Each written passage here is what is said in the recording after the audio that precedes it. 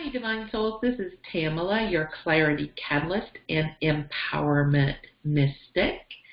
And today I'm talking with my Divine Truth Souls.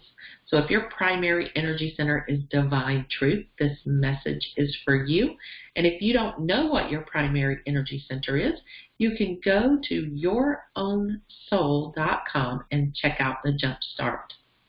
So, for my Divine Truth peeps, this time of year, the holiday season in December, is a time when it can be really super challenging for Divine Truth peeps because we have a tendency to speak our truth and call out other people when they're full of it. So what we do. The problem is, this time of year is when people are expressing their own divine truths, right? There's lots of different religions, there's lots of different holidays, there's lots of different ways where people are expressing what's true for them. And if you are a divine truth soul and you have anchored yourself in something that you believe is true, and it's true, and it's true, and it's true, and it's true for you, and therefore it must be true for everybody else, then you're going to have a problem. Something you need to understand is divine truth is subjective. That means what's true for you is going to be different than what's true for me. And the powerful, powerful, powerful message and paradigm shift that we need to have as divine true souls is that everyone is allowed to have their own divine truth. Wow. If everybody on the planet could get that, do you know how our planet would change? Holy smokes. Anyway, it's amazing to even consider that. But for all of us who are divine truth, it's allowed for each of us to stand in what is true for us and still be in communion with other people. This time of year, we're going to be experiencing lots of traffic, lots of people around, right? Shopping, being in the mall or the shopping centers or the grocery stores. There's going to be a lot of peopling. And that is a time usually when divine truth people can get in trouble if they're not matured up in the way that they express their divine truth. So I want to offer you the opportunity when you're in those situations where you're frustrated, when you're having to deal with other people who are frustrated or taxed or stressed, right? If we can offer compassion to these other people because we know they're working through their own truth. What they're experiencing is true for them. It doesn't mean it's true for us, and that's okay. They can be having a really terrible, terrible, terrible week, right? We can offer them the grace to have the understanding that, wow, they're having a terrible week and they're choosing to participate in their terrible week. And that's what's true for them. Cool. That's what they've decided. That's what they've chosen to participate in.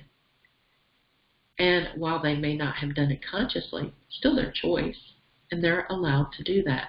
Now, it doesn't mean that they get to be abusive or hateful or upsetting for you. They could try, and then you could just say, offering gratitude.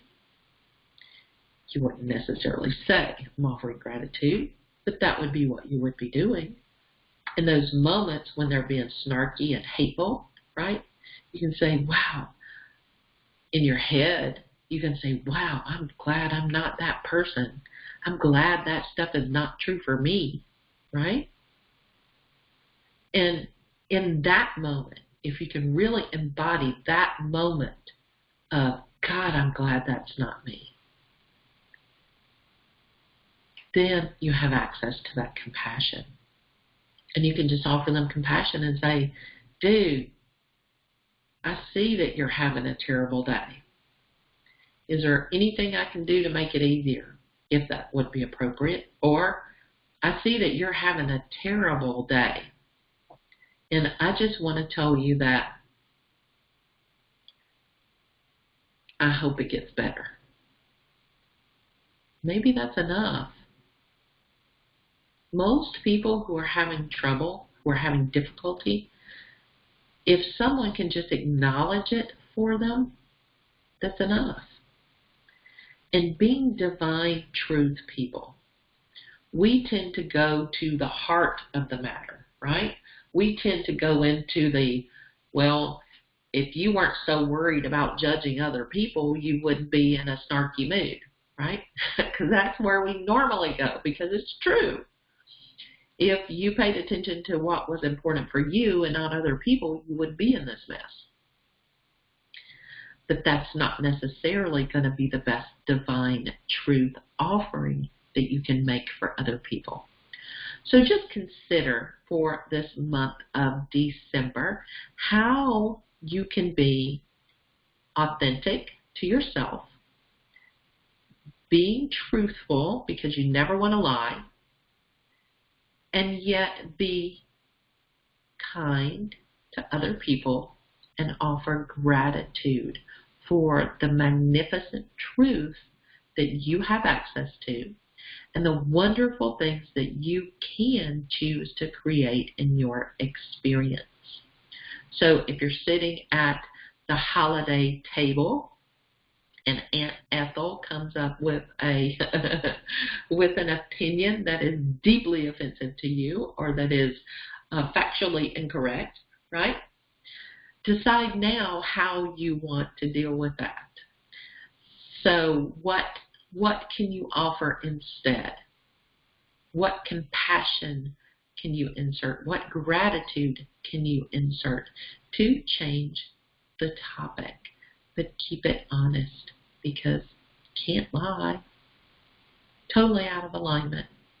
Now, 2018 is the year of abundance. So you want to consider, what truths do you want to manifest into your 2018?